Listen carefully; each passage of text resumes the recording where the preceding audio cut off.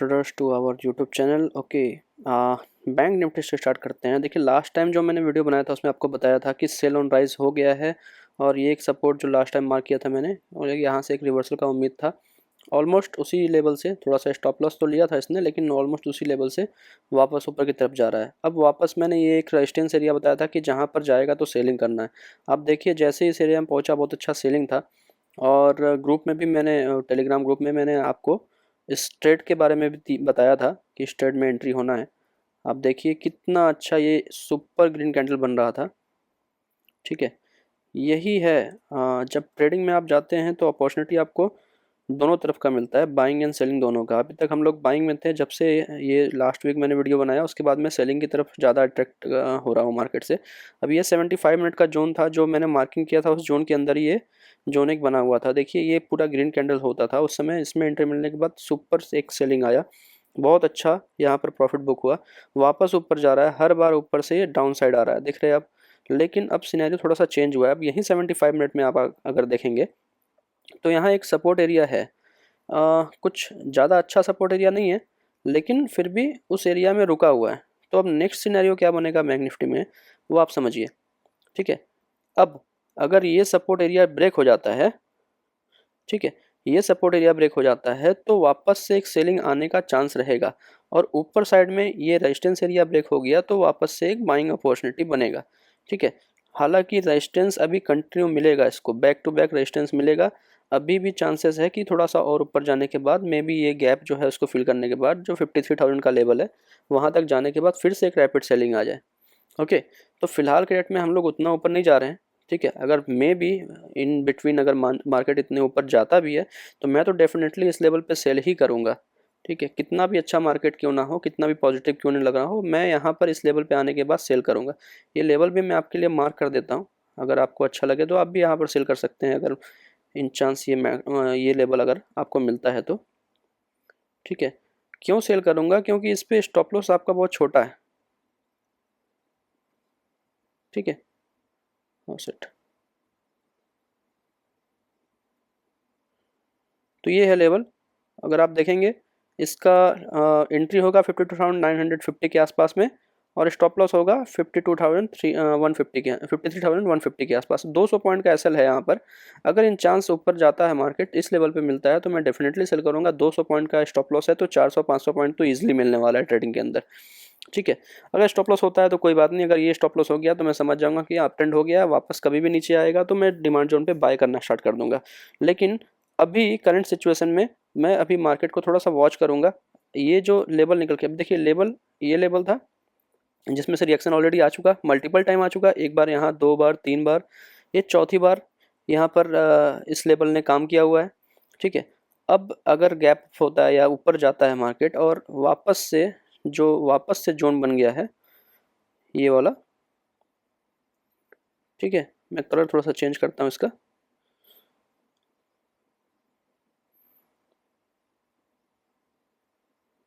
Red कर देते हैं इसको। ओके, तो अब अगर इस जोन में वापस एंट्री मिलता है जो कि है लगभग 41,500 के आसपास, और इसका स्टॉप लॉस बनता है 51,500 पे जोन है, एंड 51,650 के आसपास, ऑलमोस्ट 700 के आसपास में स्टॉप लॉस है।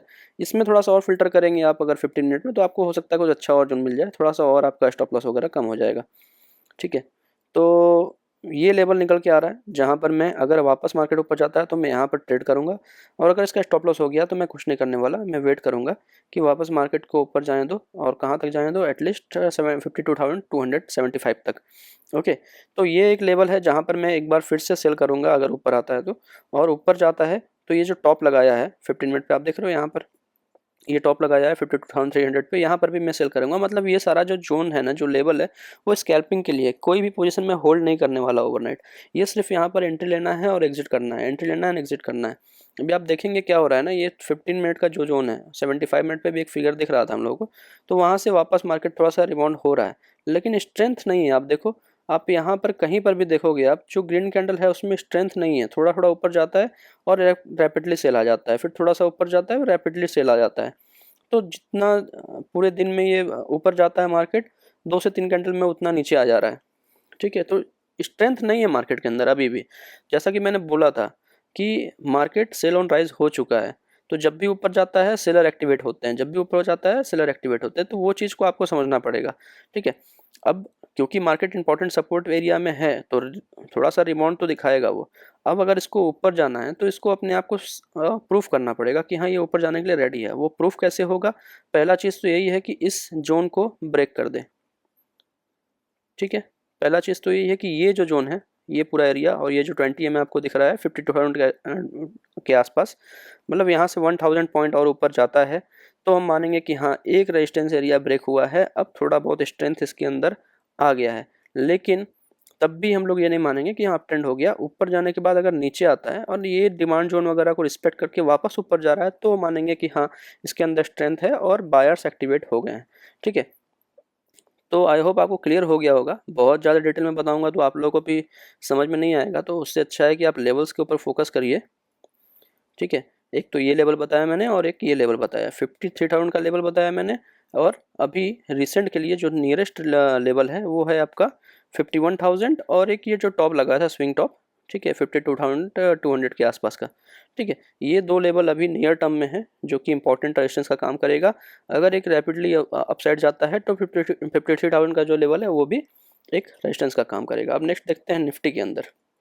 अब देखिए निफ्टी भी जो मार्किंग था आप लास्ट वीडियो में देखोगे एज इट इज़ है, कोई चेंजेस नहीं किया मैंने, तो ऑलमोस्ट उसी जगह से रिवर्स हुआ है। लेकिन निफ्टी में भी आप देखेंगे 75 मिनट का जोन इतना अच्छा से काम किया हुआ है। ठीक है, ये था 75 मिनट का जोन जिसमें एंट्री मिलने के बाद आप ये वाला कैंडल देख रहे हैं। ठीक है, ये पूरा ग्रीन कैंडल था जो कि पूरा एकदम नीचे आकर के रेड हो गया, वापस थोड़ा सा ऊपर गया, एंड ऊपर जाने के बाद फिर से यहाँ पर भी एक छोटे टाइम फ्रेम का रेजिस्टेंस था जिसमें एंट्री मिलने के बाद कंटिन्यूस नीचे की तरफ जा रहा है। अब निफ्टी में कुछ फैक्टर होते हैं अलग अलग सेक्टर के, जैसे कि निफ्टी में आपको पता है कि वेटेज किसका सबसे ज़्यादा है, फाइनेंशियल सर्विसेज का, एफएमसीजी, आईटी स्टॉक, इन सब का वेटेज बहुत ज़्यादा है, बैंकिंग स्टॉक का। तो बहुत सारे फैक्टर हैं निफ्टी में जो इसको थोड़ा सा ऊपर या नीचे जाने में हेल्प करता है। तो अगर आप देखेंगे तो ये थोड़ा वीक तो है, हालांकि ओवरऑल कहा जाए तो बैंक निफ्टी से भी ज़्यादा वीक निफ्टी है अभी। ओके, तो अब क्या नेक्स्ट हो सकता है? देखिए नेक्स्ट अभी जो स्विंग लो बनाया है ये तो इसका सपोर्ट एरिया हो गया 24,850 के आसपास, या 800 को ही पकड़ लेते हैं, 24,800 के आसपास, और जो लो है, ठीक है, जो लो है वही उसका लास्ट आपका एरिया हो गया, यानी कि 24,700। तो 700 टू 800 जो है वो सपोर्ट एरिया हो गया।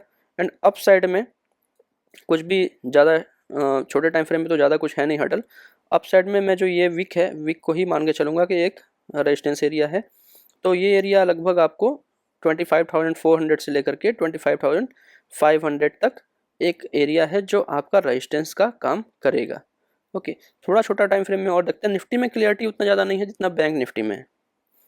ओके, छोटे टाइम फ्रेम में आप देखेंगे ना 15 मिनट पे, तो आपको बहुत सारे रेजिस्टेंस दिखेंगे, मल्टीपल रेजिस्टेंस है जहाँ पर आप स्कैल्पिंग कर सकते हैं। जब भी मार्केट आए ऊपर आप एकदम आराम से सेल करिए, 20 30 40 पॉइंट आपको आराम से मिलने वाला है। ठीक है, और अगर नहीं भी मिलता है, आपका स्टॉप लॉस भी होता है तो स्टॉप लॉस छोटा है। देखिए मार्केट में सबसे इंपॉर्टेंट यही है, आपका रिस्क कम होना चाहिए।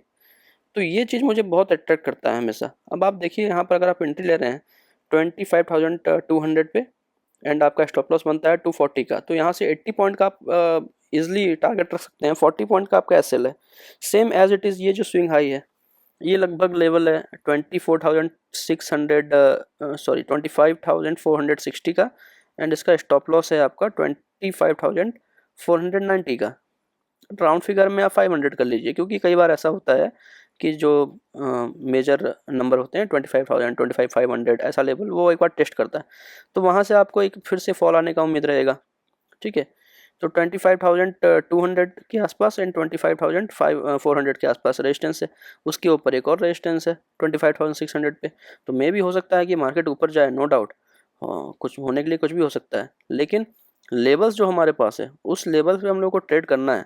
हो सकता है कि यहाँ से मार्केट इस तरीके से रिएक्ट करे, ऊपर जाए, इस रेजिस्टेंस में एंट्री देने के बाद थोड़ा सा नीचे, फिर से ऊपर जाए, फिर इस रेजिस्टेंस में एंट्री देने के बाद फिर एक डाउन साइड आए, फिर से ऊपर जाए, इस तरह का चीज़ सिनेरियो हो सकता है। ठीक है, तो मैं नहीं बोल रहा हूँ कि ऐसा ही होगा एग्जैक्टली, लेकिन इंपॉर्टेंट चीज़ क्या है कि हमारा जो लेवल है उसमें हमारा रिस्क डिफाइंड है, 40 पॉइंट का रिस्क है तो वो डिफाइंड है। लेकिन यहाँ पर अगर आप सोचते हैं कि लॉन्ग ट्रेड करेंगे और यहाँ से कंटिन्यू ऊपर जाएगा तो आप स्टॉप लॉस कहाँ रखेंगे यार, इतना नीचे मार्केट आएगा। आप स्विंग लो पे भी स्टॉप लॉस रखते हैं तो 24,400 पे आपका स्टॉप लॉस है, जो कि अभी के प्राइस से 500 पॉइंट नीचे है। इतना बड़ा स्टॉप लॉस कौन ले सकता है मार्केट के अंदर में, ठीक है। तो वो चीज़ है, आपके पास 40 पॉइंट का स्टॉप लॉस है, आप 80 पॉइंट लीजिए, 50 पॉइंट लीजिए, 60 पॉइंट लीजिए, आपकी जितनी मर्जी लीजिए, लेकिन आपका लॉस आपको पता है कि 40 पॉइंट का है मैक्सिमम, ठीक है। यहाँ पर कोई इमोशन नहीं होना चाहिए कि नहीं थोड़ा सा ऊपर चला गया तो नहीं थोड़ा सा और वेट कर लेते हैं, 2 मिनट देख लेते हैं, 5 मिनट, नहीं वो नहीं करना है आपको। स्टॉप लॉस हुआ मतलब आपको पोजिशन से एग्जिट करना है, दैट्स इट, ठीक है। तो ये जो लेवल है बहुत अच्छा निकल के आ रहा है निफ्टी में 15 मिनट का जोन में, कंटिन्यूस सप्लाई जोन यहाँ पर बन रहा है, यहाँ बन रहा है, यहाँ बन रहा है, यहाँ बन रहा है। तो बहुत अच्छा ट्रेड अपॉर्चुनिटी मिल सकता है। इवन दो यहाँ पर भी बन रहा है, आप देखोगे तो छोटा सा एरिया है, यहाँ पर रिस्क रिवार्ड उतना अच्छा नहीं है, लेकिन फिर भी रेजिस्टेंस तो यही भी है, ओके। तो यहाँ पर भी आप ट्रेड कर सकते हैं 25,100 के आसपास में, 25,090, ठीक है। इसको और थोड़ा सा डिफाइन करना, ऐसे लेवल में क्या है ना कि आपको जल्दी से एग्जिट करना होगा कि जैसे ही एंट्री मिलता है थोड़ा सा नीचे जाता है, आप cost to cost stop loss रख दीजिए, थोड़ा सा और नीचे आता है तो थोड़ा सा स्टॉप लॉस और ट्रेल करते जाइए और प्रॉफिट बुक करिए, क्योंकि ये लेवल उतना अच्छा नहीं है, जबकि ये लेवल बहुत अच्छा है। यहाँ पर एंट्री मिलने के बाद मुझे पूरा पूरा एक कॉन्फिडेंस है कि हाँ आपको टारगेट तो मिल ही जाएगा 1:2 का, ठीक है। तो निफ्टी एंड बैंक निफ्टी दोनों ही अभी निगेटिव है, अभी पॉजिटिव आने के लिए काफ़ी स्ट्रगल करना पड़ेगा इन लोगों को। निफ्टी बैंक निफ्टी का मैंने बता ही दिया, निफ्टी का मैं बता देता हूँ, सॉरी निफ्टी का मैं बता देता हूँ, निफ्टी में क्या करना है। निफ्टी में अब अगर स्विंग हाई ये वाला एरिया क्रॉस करता है एंड ऊपर 20 EMA है, 20 EMA को क्रॉस करके यहाँ पर सस्टेन करता है, तो ही जा करके मानेंगे कि हाँ अब थोड़ा सा स्ट्रेंथ आया है इसके अंदर। उसके बाद सबसे इंपॉर्टेंट तो ये लेवल है 25,750 का, ये 800 समझ लीजिए, 25,800 का, ये बहुत इंपॉर्टेंट हो गया क्योंकि इसके बाद से गैप के साथ प्राइस नीचे गया था, तो ये बहुत इंपॉर्टेंट रेजिस्टेंस हो गया है। जब तक ये लेवल ब्रेक करके सस्टेन नहीं करता है तब तक नहीं कह सकते हैं कि निफ्टी अब अप ट्रेंड होने वाला है। तो ये करंट मार्केट प्राइस से काफ़ी ऊपर है, 1800 पॉइंट ऊपर है, सॉरी 800 पॉइंट ऊपर है, ठीक है। तो 800 पॉइंट बोलेंगे तो बैंक निफ्टी के लिए ऑलमोस्ट आपका 3 और 3.5% हो जाता है। तो यहाँ से 3% का मूवमेंट देखने के बाद सस्टेन करेगा तो ही मानेंगे कि हाँ अप ट्रेंड हुआ है। अदरवाइज जब तक ऊपर जा रहा है हर बार ऊपर जाने के बाद सेल ऑन राइज करेंगे, जब भी ऊपर जाता है सेलिंग का अपॉर्चुनिटी खोजेंगे।